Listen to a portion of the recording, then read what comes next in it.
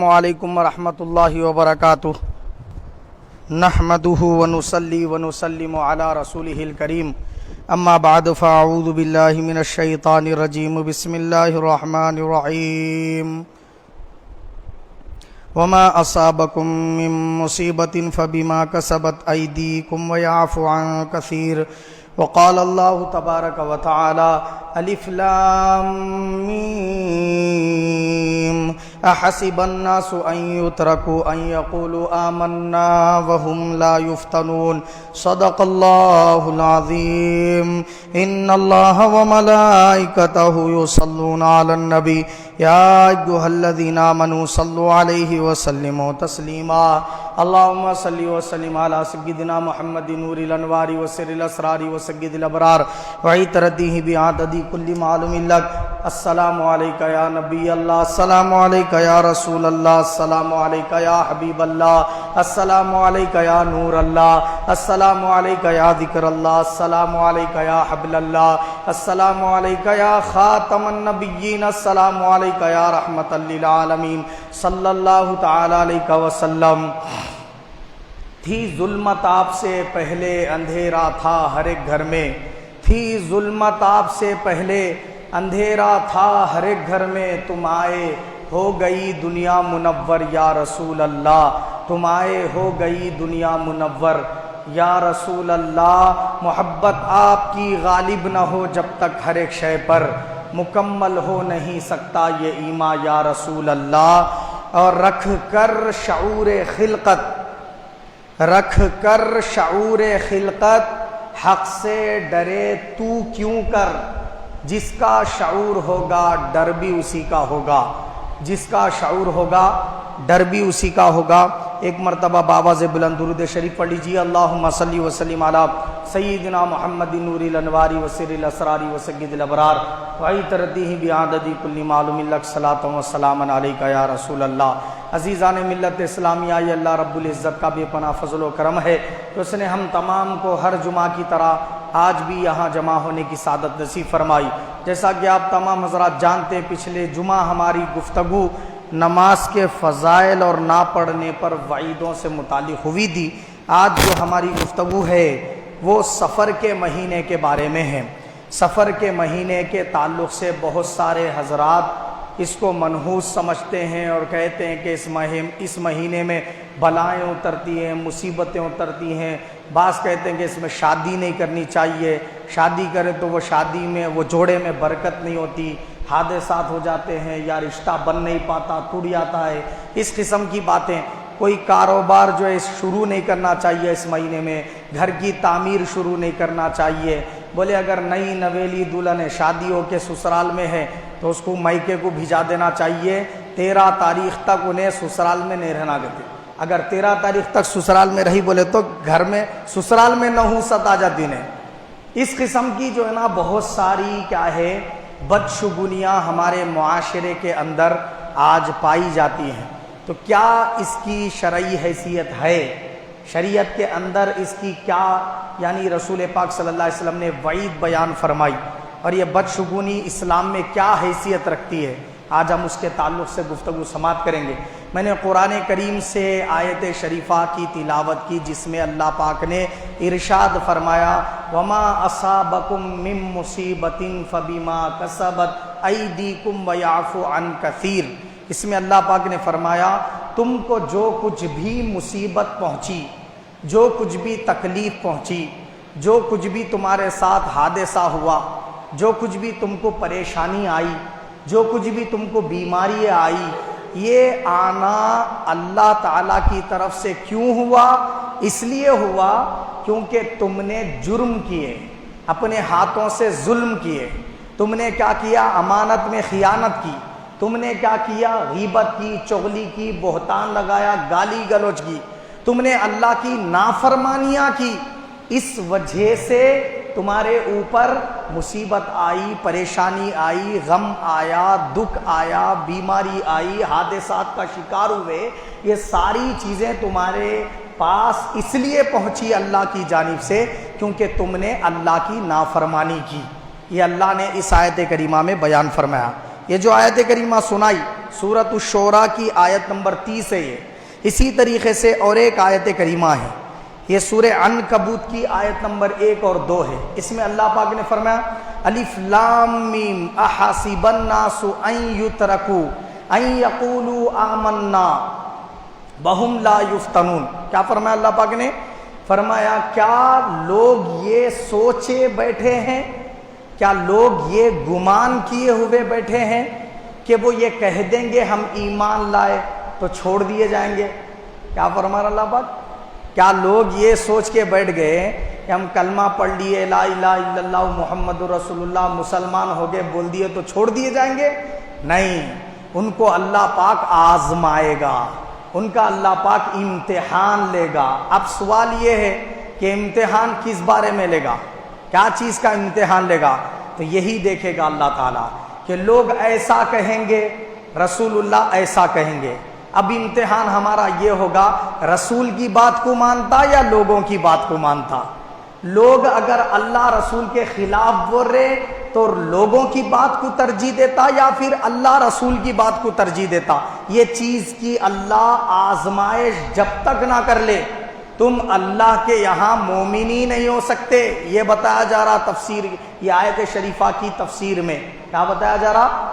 مفہوماً ترجمہ یہ ہے کہ تم اگر اپنے آپ کو مومن سمجھ رہے ہو اور اس حال میں مومن سمجھ رہے ہو کہ تم پر کوئی آزمائش ہی نہیں آئی، تمہارا کوئی امتحان ہی نہیں ہوا، تبھی تم اللہ کے ہاں پکے مومن نہیں کہلائے جاؤ گے. جب تک اللہ تمہارا امتحان نہ لے لے، تمہاری جانچ پڑتال نہ کر لے. جب امتحان لے گا آزمائش میں مبتلا کر کے، تم اس وقت اللہ رسول کو ترجیح دیں گے، اللہ رسول کی احادیث کو ترجیح دیں گے، تب اللہ کے یہاں مومن ہو سکتے. نہیں تو کیا ہوں گا انجام؟ اب پھر کیا ہو سکتے؟ اب احادیث شریفہ کو سنیں گے.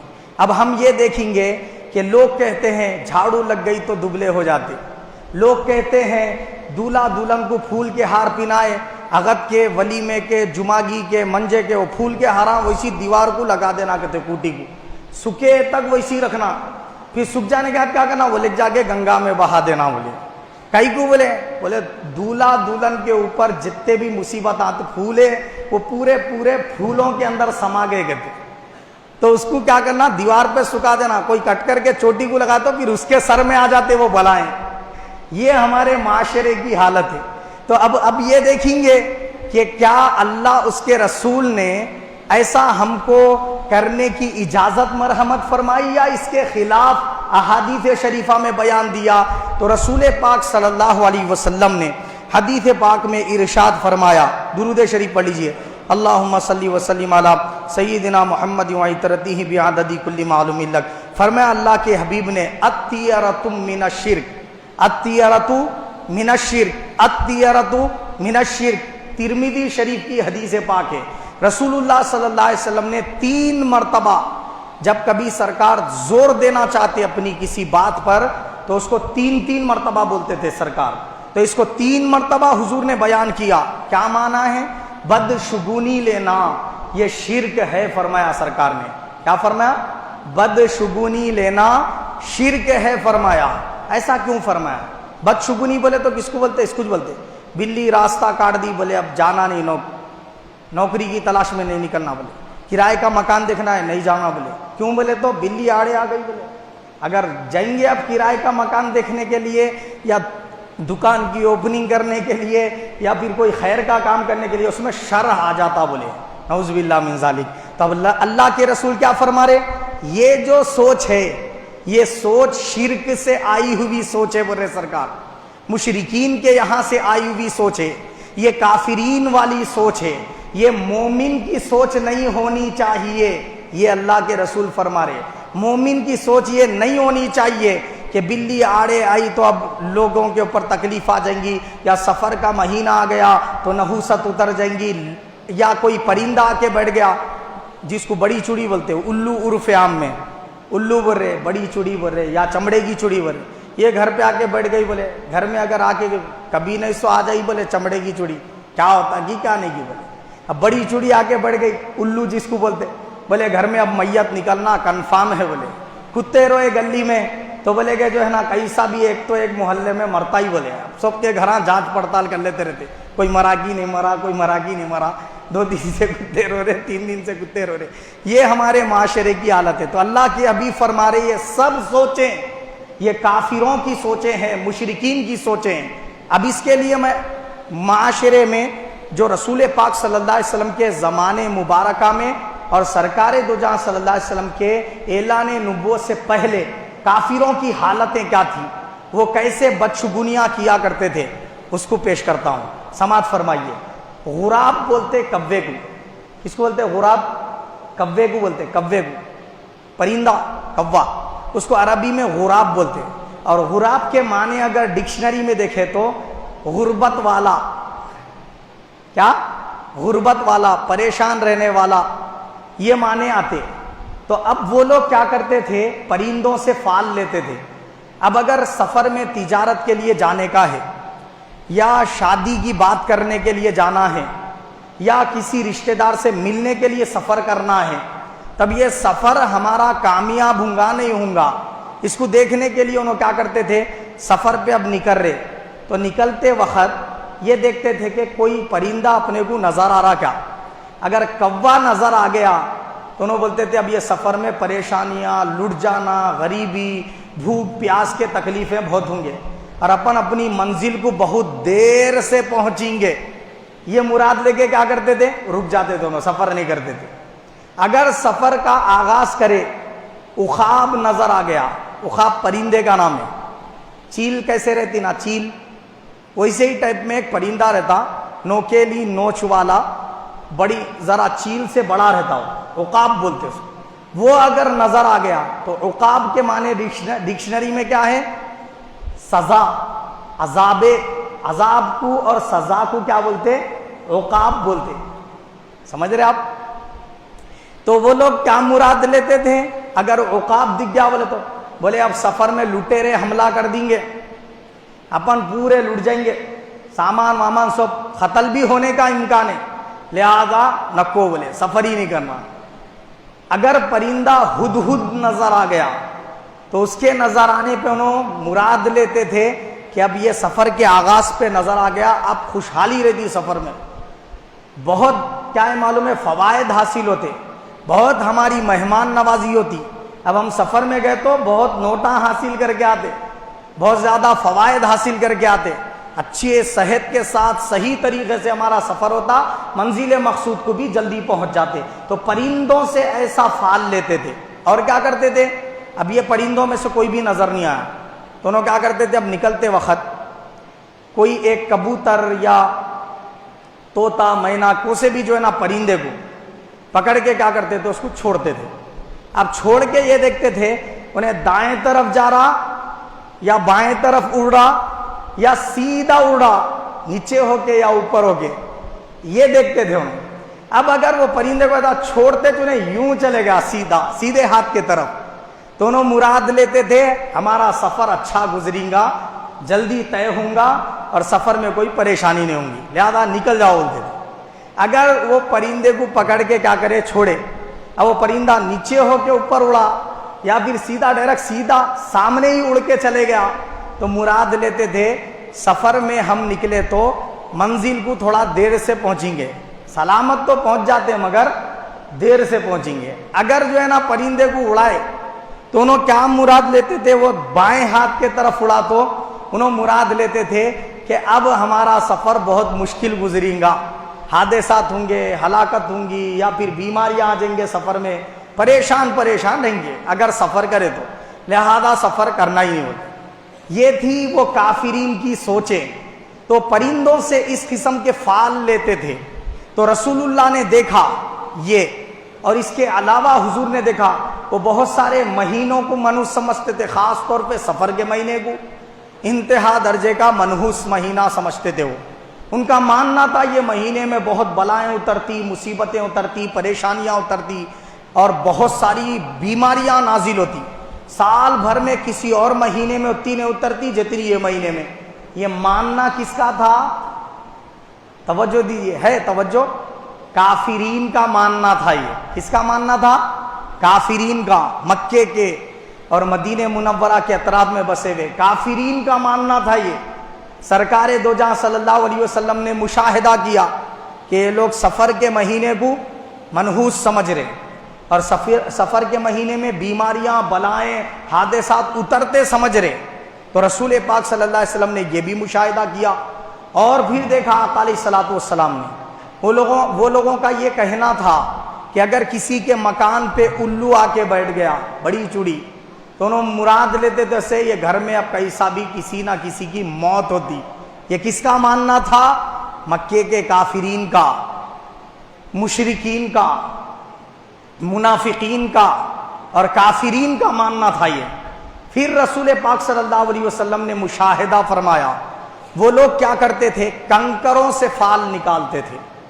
کنکر ہوتے نا بھائی، جیسے کوڑیاں ہوتے تھے، کوڑیاں، کچھ ڈبے بنا کے کیا کرتے تھے وہ لوگ، اس کے اوپر اچھالتے تھے، اس سے فال نکالتے تھے۔ فلاں ڈبے پہ گرا، یہ نمبر کے ڈبے پہ گرا تو یہ ہوتا، وہ نمبر کے ڈبے پہ گرا تو یہ ہوتا، اس طریقے سے فال نکالتے تھے۔ اور کیا کرتے تھے؟ وہ پرندے سے اس طرح فال نکالتے تھے کہ پنجرے میں ایک طوطے کو یا کسی پرندے کو قید کر دیتے تھے۔ اب اس کو ٹریننگ دیتے تھے کہ 12 مہینے کے حساب سے 12 چھٹیاں بنا کے رکھ دیتے تھے۔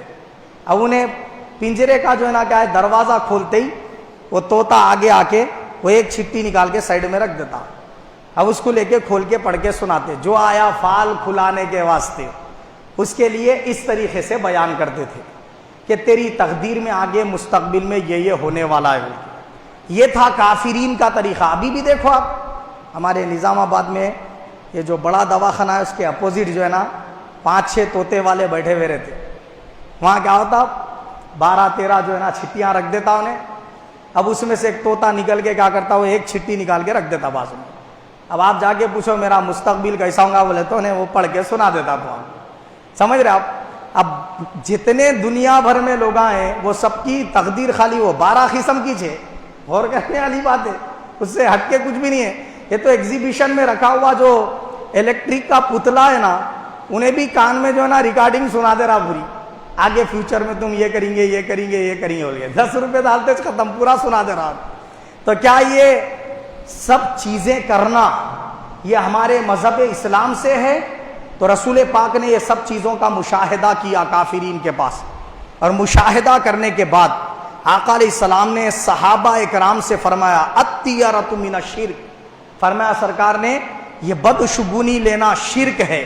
پھر حضور نے فرمایا لا عدوہ ولا طیرۃ ولا حامۃ ولا سفر، آقا نے فرمایا کہ کوئی بیماری متعدی نہیں ہے، لا عدوہ، کوئی بیماری ایک سے دوسرے کو پھیلنے والی نہیں ہے۔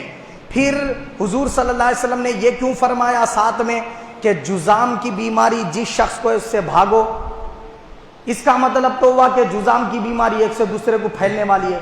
پھر یہ حدیث میں فرما رہے کہ بیماری ایک سے دوسرے کو نہیں پھیلتی، تو مطلب کیا ہے؟ دونوں حدیثوں کو سامنے رکھنے پر نتیجہ یہ نکلا کہ حضور یہ فرما رہے کہ بعض بیماریاں ایسی ہیں کہ وہ بیماریوں کے لیے احتیاطی تدابیر کرنی چاہیے، ورنہ بندہ کیا ہے معلوم ہے، اللہ تعالیٰ سے شکوے شکایتیں کرنے لگتا۔ اس کے لیے حضور نے فرمایا احتیاط برتو جذام کی بیماری والے شخص سے، اور احتیاط برتو کیا؟ طاعون کے مرض سے، کہ طاعون جیسے کرونا وائرس ہے نا، وہ دور کا کرونا وائرس تھا سمجھ لو آپ، تو اس میں بندہ جو بھی ملوث ہوتا تھا نا، وہ پورا کا پورا بندہ کبھی کبھی ہلاک ہو جاتے تھے، اکثر بندے، اور ایک سے دوسرے کو کیا ہے معلوم ہے لگ جاتی تھی۔ تو آقا علیہ السلام نے ویسے بیماریوں میں احتیاطی تدابیر برتنے کا حکم دیا۔ ایک صحابی نے پوچھا یا رسول اللہ اگر کوئی بیماری پھیلنے والی نہیں ہے تو پھر ایک اونٹ کو ہم دیکھتے ہیں اس کو اچھا صحت مند ہوتا ہے، اور ایک اونٹ کو دیکھتے ہیں انہیں خارش زدہ ہوتا ہے، کھجلی کی بیماری ہوتی ہے، تو وہ اونٹ کو اگر یہ اونٹ کے ساتھ باندھ دیا جائے تو پھر انہیں بھی بیمار ہو جاتا ہے اور اس کو جو ہے خارش ہو جاتی ہے، اور آپ کہتے ہیں کوئی بیماری ایک سے دوسرے کو پھیلنے والی نہیں۔ تو حضور نے فرمایا دیکھو بولے سرکار دو جہاں صلی اللہ علیہ وسلم، اگر تیرا یہ کہنا ہے کہ وہ اونٹ کو وہ اونٹ کے ساتھ باندھ دینے سے انہیں بیمار ہوا، تو پھر مجھے یہ بتا جو سب سے پہلے خارش زدہ اونٹ ہے اس کو خارش کہاں سے آئی؟ بولے سرکار تو تجھے یہ کہنا ہوگا یہ بیماری اللہ کی طرف سے آئی. تو بس ہمارے مذہب اسلام کی یہی تعلیم ہے بولے سرکار کہ بیماری کسی بیمار کے ساتھ بیٹھنے سے نہیں آتی, اللہ جس کو بیمار کرنا چاہتا اسی کو آتی بولے سرکار. مگر جب تم کسی کو ایسے مہلک امراض میں جیسے جذام ہے, طاعون ہے, مبتلا دیکھو تو حضور نے فرمایا کہ وہ بیماروں کے پاس ملنے, ملاقات کرنے, مصافحہ کرنے کے بارے میں احتیاطی تدابیر برتو, ورنہ تم یہ کہو گے کہ میں اس کے ساتھ بیٹھا تو اس کی بیماری میرے کو لگ گئی. یہ نہیں کہو گے کہ اللہ کی طرف سے میرے کو یہ بیماری آئی. اس لیے حضور نے فرمایا احتیاطی تدابیر برتو. تو اب معلوم ہوا دونوں حدیثیں اپنی جگہ پر صحیح ہے. اسی طریقے سے آقا علیہ السلام نے فرمایا لا عدوہ ولا طیرتا, بدشگونی لینا شرک ہے. بدشگونی کیا ہے؟ بلی نے راستہ کاٹ لیا, اب سفر نہیں کرنا چاہیے, یہ بدشگونی ہے. جھاڑو لگ گئی ہے نہیں, دبلے ہو جاتے بولے, یہ بدشگونی ہے. رات میں ناخن نہیں کاٹ سکتے, کاٹے تو نحوست آتی بولے, یہ بدشگونی ہے. کرسی پہ بیٹھ کے پیر ہلائے تو شیطان بیٹھ کے جھولا جھولتا بولے, یہ ہے بدشگونی. بدشگونی کیا ہے کہ آپ جو ہے دلہا دلہن کو پنائے سو پھول کوٹی کو لٹکا دے رہے, کوٹی پر سکا دے رہے, پھر لے جا کے دریا میں ڈال رہے, کچرے میں بھی نہیں ڈالنا بول رہے. یہ جو ہے نا بدشگونی ہے. بدشگونی کیا ہے کہ رات میں گھر کو نہیں جھاڑنا بولے. رات میں اگر گھر کو جھاڑو دیے تو اس کا مطلب گھر کی پوری برکت کچرے میں چلے آتی کہتے. تو رات کو بغیر جھاڑے کے سو جانا کہتے, صبح اٹھ کے جھاڑنا بولے. جبکہ رسول پاک کی حدیث پاک ہے رات کو بستر جھٹک کے سو بولے سرکار. بستر پہ چونٹی بھی ہو سکتی, کیڑا بھی ہو سکتا, اگر ویسی سو جائیں گے کچرے میں اور ویسی سو جائیں گے بغیر جھٹکے کے تو پھر انہیں کاٹی تو مزہ معلوم ہوتا, کان میں گھس گئی تو رات تمام تڑپے تو مزہ معلوم ہوتا. تو معلوم یہ ہوا کہ صحیح یہ ہے صاف صفائی کر کے سونا چاہیے, صحیح یہ ہے کہ جھاڑو جھٹکا کر کے سونا چاہیے, کچرا رکھ کے نہیں سونا چاہیے. بدشگونی کیا ہے؟ بدشگونی یہ ہے کہ رات میں پھول پنائے تو بولے کہ جو نا وہ پھولوں کا جو کچرا گرتا نہیں وہ پھولوں کے کچرے کو نہیں جھاڑنا کہتے.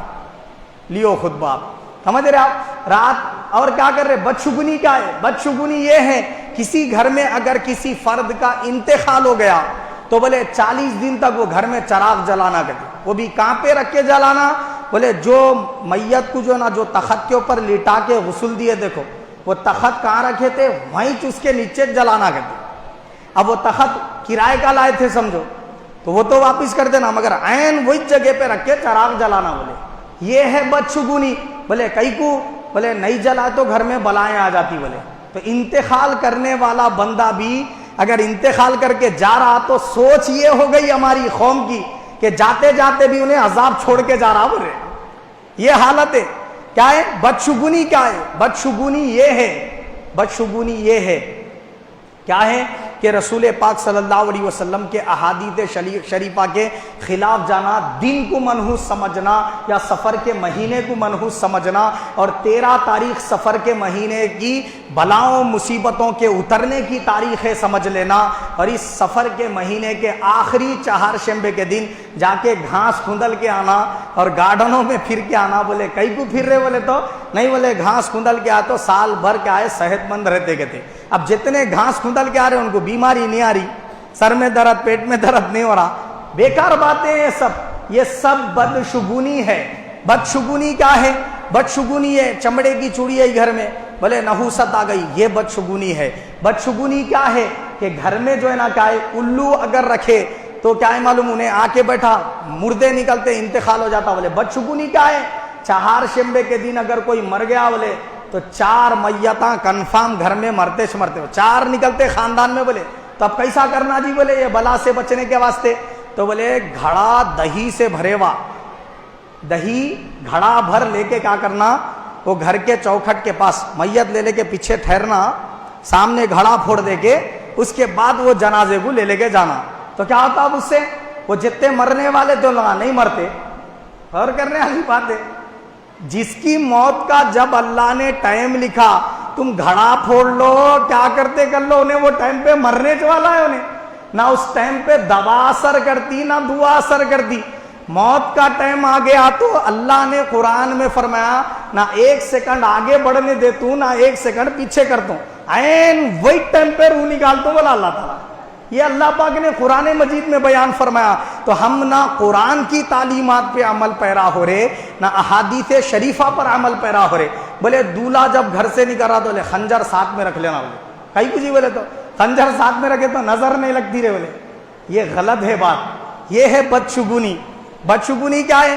بولے دلہن جو ہے نا کیا ہے معلوم ہے, دلہن بلو کلر کی ساڑی نہیں پہن سکتی. کہتے کئی کو بولے نہیں نویلی دلہن بلو کلر کی ساڑی پہنی تو بولے جلدی ودوا ہو جاتی. کہتے اس کا شوہر جلدی مر جاتا. کیا ہے یہ سب تماشے؟ تو ہمارے معاشرے کے اندر چل رہے ہیں. مسلم معاشرے کی خواتین کی یہ حالت ہے. بولے وائٹ ساڑی نہیں پہننا, بولے وائٹ ساڑی پہنے تو ودوا کا ڈریس ہے. بولے یہ کافروں کی سوچ ہے. ان کے پاس بھی نہ تھے. اگر کوئی عورت کا اگر شوہر مر گیا تو وائٹ ساڑی ان کے پاس بھی نہ تھے. اب وہی اگر اس کا اپوزٹ دیکھو آپ, کرسچن حضرات تو عقد میں دلہن کچھ پہنا رہے, وائٹ ساڑی وائٹ ڈریس پہنا رہے, اس کو پہنا رہے نہیں پہنا رہے. اب ان کا دولہا نہیں مر رہا, وہاں تو شادی چھوڑی. غور کرنے والی بات ہے. اگر یہ مان لیا جائے وائٹ ساڑی پہننے سے, وائٹ ڈریس اگر پورا دلہن پہنی تو دولہا مر جاتا, تو پھر یہ بھی ماننا پڑے گا پھر کرسچن جتنے بھی شادی کر رہے ان کے تو دلہن وائٹ ڈریس ہی پہن رہی, تو کیا پورے دولہے مر جا رہے؟ غور کرنے والی بات ہے. پھر ان کی اولاد کون پیدا کر رہے, کہاں سے آ جا رہی؟ غور کرنے والی بات ہے. یہ سب لوگوں نے اپنی طرف سے گھڑ لی ہے باتیں. تو اس سے اجتناب کرنا چاہیے, ایسی باتوں سے بچنا چاہیے. نہ دن میں نحوست ہے, نہ رات میں نحوست ہے, نہ کسی وقت میں نحوست ہے, نہ ہی کسی مہینے میں نحوست ہے. بلکہ اس مہینے کے بارے میں اللہ کے حبیب نے فرمایا لا عدوہ ولا طیرۃ ولا حامۃ ولا سفر, کوئی بیماری متعدی نہیں, اور بدشگونی لینا کوئی چیز نہیں, اور الو کی نحوست کوئی چیز نہیں, سفر کی نحوست کوئی چیز نہیں. بولے سرکار یہ سفر کو منحوس سمجھنا کافروں کا طریقہ ہے. سفر کے مہینے میں کوئی نحوست نہیں ہے. اور یہ صحیح حدیث ہے بخاری شریف کی, بخاری شریف کی حدیث پاک بتا رہا ہوں میں. اب اس کے خلاف میں جو احادیث آپ کو ملیں گی, بعض احادیث رسول پاک کی طرف جھوٹی بھی گھڑ دی گئی ہیں. وہ کیا ہیں؟ بولے سفر کے مہینے کی 13 تاریخ کو 8,000 12,000 بلائیں اترتے. بولے بعض اس میں 1,00,000 بلائیں اترتے, بعض اس میں ہے کہ جو ہے نا 16,000 اترتے, 20,000 اترتے. یہ سب کیا ہے؟ جھوٹے حدیثیں ہیں. کیوں؟ اس لیے کہ جب صحیح حدیث میں حضور کا یہ ارشاد آ گیا ولا سفر, سفر کی نحوست کوئی چیز نہیں, تو پھر اس کے خلاف میں اگر ضعیف احادیث ملے تو سمجھ لینا چاہیے وہ جھوٹے ہیں. صحیح حدیث پاک یہ ہے کہ سفر کے مہینے میں کوئی نحوست نہیں. تو کافرین نے یہ عقیدہ چلایا کہ سفر کا مہینہ منحوس ہے. نبی پاک نے عقیدہ دیا سفر کا مہینہ منحوس نہیں ہے. اب دیکھیے آپ کتنے ہمارے معاشرے کے لوگ ہیں, اکثریت کی بات بتا رہا ہوں میں, قلیل حضرات کی نہیں بلکہ اکثریت ہمارے معاشرے کی کیا ہے, وہ لوگ سفر کے مہینے میں شادی کرتے نہیں. خاص طور پہ 13 تاریخ تک, سفر کے مہینے کی 13 تاریخ گزرے تک کوئی شادی نہیں ہوتی. فنکشن ہال والے پورے جو ہے نا پریشان بیٹھے ہوئے رہتے, ایک بھی شادی نہیں ہوتی. ہوتی؟ غور کرو آپ, نہیں ہوتی. اب یہ جتنے بھی شادیاں نہیں کر رہے, کیوں نہیں کر رہے پوچھو ان کو. بولے کرے تو شادی ٹوٹ جاتی. چلو ٹھیک ہے, تو پھر کون سے مہینے میں کر رہے؟ ربیع الاول کے مہینے میں کر رہے ہے نہیں. بولا کون سے مہینے میں کر رہے؟ انہوں ربیع الثانی کے مہینے میں کر رہے, رجب کے مہینے میں کر رہے, شعبان کے مہینے میں کر رہے, شوال کے مہینے میں کر رہے. تو اب مجھے یہ بتاؤ کیا وہ بندوں کی طلاق نہیں ہو رہی؟ ارے نہیں ہونا چاہیے نا جی بھائی. جب دوسرے مہینے مبارک ہے, برکت والے ہیں, اس میں شادی کرے تو نبھتی, اور سفر کے مہینے میں کرے تو نہیں نبھتی. بولے پھر دوسرے مہینوں میں شادی کرنے کے بعد بھی طلاق کی نوبت آ جا رہی, دوسرے مہینوں میں شادی کرنے کے بعد بھی ایکسیڈنٹ ہو جا رہا, دوسرے مہینے میں شادی کر رہے دولہے کے گردے فیل ہو جا رہے, دوسرے مہینے میں شادی کر رہے کورونا وائرس ہو جا رہا. ہو رہا نہیں ہو رہا؟ بولو آپ یہ بیماریاں اب آ جا رہے, تو اب کیا یہ بولیں گے کہ ہم شادی کرے تھے ربیع الاول کے مہینے میں, پھر بندہ جو ہے نا کیا ہے مر گیا ایکسیڈنٹ سے, لہذا اب ربیع الاول میں شادی نہیں کرنا, ایسا بولیں گے؟ بولیے آپ, ہے نہیں. تو اللہ تعالیٰ نے کسی بھی بندے کے لیے کوئی متعین کیا ہے وقت, بلا کے لیے، مصیبت کے لیے تو اس کی وضاحت کی اللہ نے کہ کبھی بھی اتار سکتا ہوں میں، رمضان کے مہینے میں بھی تمہارے اوپر بلا اتار سکتا ہوں، اور ربیع الاول کے مہینے میں بھی تمہیں بیمار کر سکتا ہوں، اور تم کو جو ہے حادثات کا شکار بنا سکتا ہوں۔ کیا تم نے نہیں دیکھا کہ محمد مصطفیٰ امام الانبیاء رسول کائنات صلی اللہ علیہ وسلم کا وصال کب ہوا؟ 12 ربیع الاول کو۔ آپ کی ولادت بھی اسی وقت ہے، وصال بھی اسی وقت ہے۔ آپ بتائیے کیا آدم صفی اللہ علیہ السلام کا وصال کب ہوا؟ جمعہ کے دن ہوا۔ آپ کی ولادت بھی اسی دن ہے اور انتقال بھی اسی دن ہے۔ آپ بتائیے حضرت امام حسن رضی اللہ عنہ کی ولادت کب ہوئی؟ منگل کے دن۔ اب آپ منگل کو منحوس سمجھ رہے، جمعہ کو منحوس سمجھ سکتے، پیر کو منحوس سمجھ سکتے۔ سرکار پیدا بھی پیر کو ہوئے، انتقال بھی پیر کو فرمائے۔ حضور پہ قرآن کا نزول بھی پیر کے دن ہوا، اور رسول پاک صلی اللہ علیہ وسلم مکہ سے مدینہ ہجرت بھی پیر کے دن کرے۔ تو اب آپ بتائیے، سرکار کے زندگی کے اہم کام کو اللہ نے پیر کے دن انجام دیا۔ ہفتے کے دن کائنات کی اوپننگ فرمائی، جمعہ کے دن پوری کائنات کو بنانا مکمل ہوا۔ اسی طریقے سے اتوار کے دن اللہ نے عیسیٰ روح اللہ پر آسمان سے دسترخوان اتارا، سورہ مائدہ میں اس کا ذکر ہے۔ تو معلوم کیا ہوا؟ کوئی دن منحوس نہیں، کوئی رات منحوس نہیں، کوئی مہینہ منحوس نہیں، کوئی وقت منحوس نہیں۔ نحوست کہاں ہے؟ نحوست ہمارے عمل میں ہے، ہمارے کیریکٹر میں ہے، ہماری سیرت میں ہے۔ تو اللہ نے، اس کے رسول نے فرمایا تم اپنی سیرت سے نحوست نکالنے کے لیے گناہ کرنا چھوڑ دو۔ اگر نماز کے پابند نہیں ہو، نماز پڑھنا شروع کر دو۔ اگر روزہ رکھنے کے بجائے چھوڑنے والے ہو تو روزے رکھنا شروع کر دو۔ فرائض کو چھوڑنے والے ہو، پابند بن جاؤ۔ سنت و نوافل کو چھوڑنے والے ہیں تو اس کے پابند بن جاؤ۔ جھوٹ کثرت سے بولنے والے ہیں تو جھوٹ بولنا چھوڑ دو۔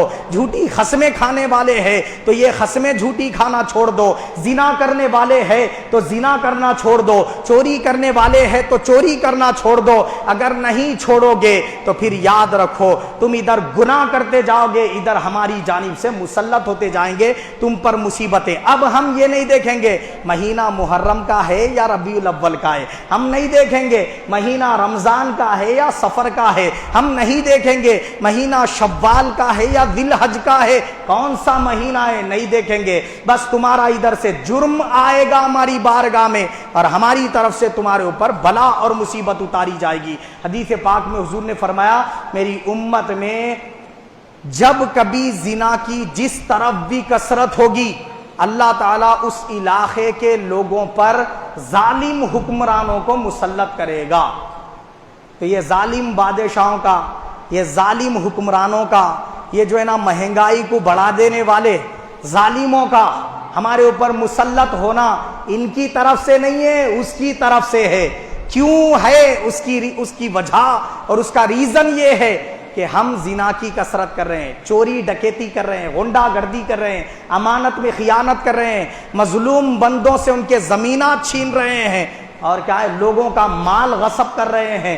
تو یہ ہے ہماری نافرمانیاں جن پر اللہ پاک ہماری گرفت کر رہا ہے۔ حلال طریقے سے کماتے نہیں ہیں، حرام راستوں کو اپناتے ہیں، سود خوری کرتے ہیں، جوے کھیلتے ہیں، اور کیا ہے معلوم ہے بیٹ لگاتے ہیں میچ پر اور دیگر جو ہے نا کھیلوں پر پیسہ لگا کر کیا کرتے ہیں ان کو دیکھتے ہیں۔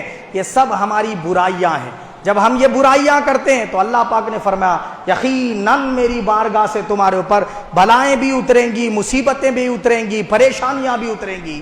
اللہ تعالیٰ کے حبیب صلی اللہ علیہ وسلم نے پھر ارشاد فرمایا العیافۃ والطیرۃ والترق من الجبت، فرمایا سرکار نے پرندے سے فال لینا۔